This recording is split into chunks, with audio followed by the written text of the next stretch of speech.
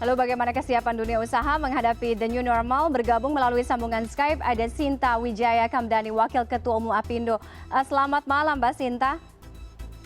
Selamat malam. Terima kasih sudah bergabung di CNN Connected, Mbak Sinta. Terkait dengan rencana atau wacana penerapan the new normal yang katanya dalam waktu dekat, bagaimana kesiapan dari dunia usaha menjelang the new normal ini, sekaligus dari dunia usaha apa jaminannya bahwa nantinya jika betul ada pelonggaran pembatasan sosial tidak berujung atau tidak meningkatkan eksponensial atau eskalasi kasus COVID-19?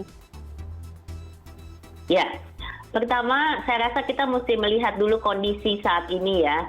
Jadi memang kalau kita sudah sadari bahwa memang COVID-19 ini adalah suatu wabah yang tidak bisa langsung diselesaikan sampai vaksin itu ditemukan.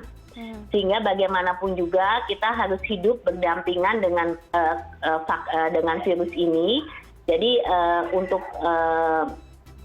supaya kita bisa memulai ekonomi aktivitas kembali, tentu saja mesti dibuat aturan baru atau new normal yang dilakukan oleh pemerintah. Jadi saat ini kami sudah menerima keputusan Menteri Kesehatan dan sebenarnya dari beberapa waktu yang lalu juga masing-masing sektor sudah memulai persiapan untuk membuat SOP dan protokol kesehatan untuk the new normal ini. Jadi sekarang dengan arahan yang jelas dari Kementerian Kesehatan ya kami mengikuti aturan gitu. Jadi dari sektor kemudian disosialisasikan dan ke masing-masing perusahaan nanti harus mengikuti aturan tersebut. Jadi kami prinsipnya siap Mbak untuk mengikuti. Oke, Mbak Sinta, the new normal ini kan penuh dengan kontroversi ya, polemik. Artinya buat sebagian orang jika betul pemerintah nantinya akan menerapkan the new normal ini, dianggap ini sebenarnya bukan atau belum waktu yang tepat, mengingat kita masih dihadapkan dengan penambahan kasus baru setiap harinya, kurvanya pun juga belum melandai. Tapi kalau misalnya kita lihat dari pelaku usaha atau dunia usaha, bisnis ekonomi, sepertinya mendapatkan atau justru merasakan sebaliknya. Artinya bisa kembali bernafas setelah puasa akibat pandemi ini kurang lebih berapa? 3 bulan kurang lebih ya. Bagaimana akhirnya pelaku-pelaku usaha melihat mungkin ada nafas segar, artinya ada keuntungan baru jika the new normal ini nantinya akan diberlakukan? Ya betul. Jadi kalau kita lihat memang selama ini pada saat awal pandemi merebak, kita tahu bahwa memang ada jalan lain, bahwa wilayah-wilayah tertentu memang harus melakukan PSBB dan kami menerima itu dan mengikuti aturan tersebut. Namun setelah kami melalui masa PSBB ini, kami melihat dampaknya begitu besar terhadap ekonomi dan nantinya juga bisa berdampak lebih lanjut ke sosial aspeknya. Jadi sangat mengkhawatirkan dengan kondisi seperti ini. Untuk itu kami melihat bahwa memang new normal itu menjadi suatu jalan untuk kita bisa memulai kembali. Nah, kalau ditanya apakah nanti akan meningkat atau tidak, ini kembali lagi kepada kedisiplinan dalam kita mengikuti aturan main new normal. Dan ini harus datang dari individu masing-masing, juga bagaimana kita nantinya mematuhi aturan-aturan yang sudah ada di dalam SOP dan protokol kesehatan tersebut. Itu cara kita untuk meminimalkan penyebaran lebih lanjut.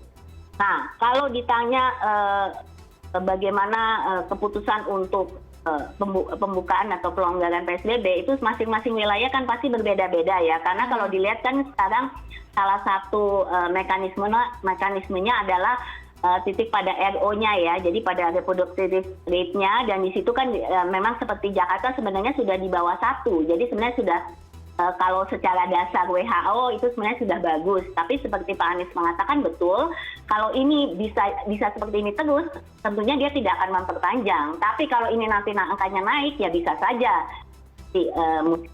berubah aturan dan memperpanjang kembali. Nah, untuk itu kami menghimbau bahwa semua masyarakat daerahnya masing-masing yang masih ada PSBB untuk disiplin. Jadi dalam waktu selama masa PSBB ini harus benar-benar disiplin mengikuti aturan-aturan yang ada.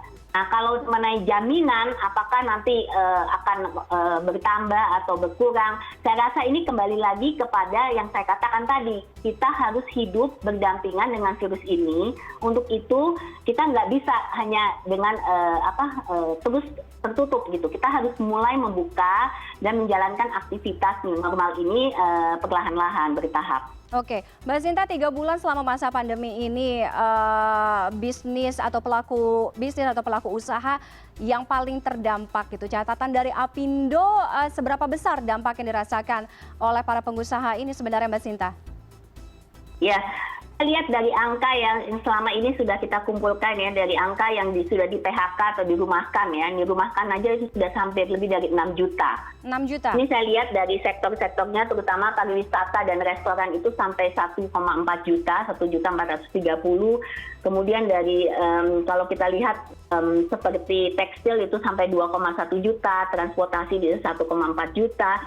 Jadi memang ini besar sekali dampaknya.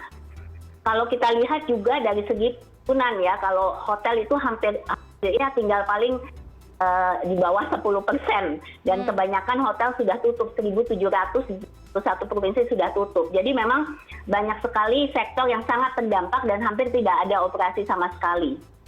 Oke, berarti artinya jika pelonggaran pembatasan sosial ini berjalan optimal, berjalan maksimal, dampak-dampak tadi yang selama 3 bulan ada penurunan omset, kemudian pemutusan hubungan kerja tadi Mbak Sinta bilang sekian 6 juta, artinya itu bisa akan recovery dan butuh waktu berapa lama kira-kira untuk dunia usaha atau para pelaku usaha ini bisnisnya bisa recovery setelah kalau nantinya pelonggaran pembatasan sosial ini sekali lagi berjalan maksimal, kemudian the new normal ini juga bisa berjalan optimal nantinya? Ya, saya mesti clear, pertama saya klarifikasi 6 juta tadi termasuk dirumahkan ya Mbak, jadi bukan PHK, dirumahkan, termasuk dirumahkan. Nah, kalau kita melihat memang kalau dari segi dibandingkan dengan PSBB, pastinya dengan banyak aktivitas ekonomi pasti akan ada peningkatan. Tapi kita juga tidak bisa mengatakan itu akan kembali lagi seperti ke pra-pandemi. Itu butuh waktu untuk kembali. Dan tergantung sektor seperti apa. Kalau hotel saya rasa waktunya akan lebih panjang lagi untuk bisa kembali, mungkin baru tahun depan gitu ya. Okay. Kalau untuk manufaktur tergantung di manufaktur produk apa. Ini semua tergantung daripada demand-nya juga. Jadi ini dalam COVID-19 ini supply shock dan demand shock. Nah kalau dari segi demand-nya, demand baik di dalam negeri maupun di luar negeri. Karena ekspor kita kan kita juga menurun kalau kita lihat itu karena demand-nya juga menurun. Nah sampai seberapa cepat ini bisa kembali, bisa recover, ini kan tergantung pihak lain. Jadi kita nggak bisa mengontrol itu semua. Okay. Tapi yang pasti dengan adanya relaksasi PSBB ini, paling tidak mobilitas akan jadi bisa lebih tinggi, logistik mungkin bisa jalan, jadi pasti akan ada peningkatan walaupun tidak bisa balik langsung normal seperti pra-pandemi. Oke, baik. Terima kasih sekali lagi Mbak Sinta Wijaya Kamdani, Wakil Ketua Umum Apindo sudah bergabung dengan CNN Indonesia Connected malam hari ini.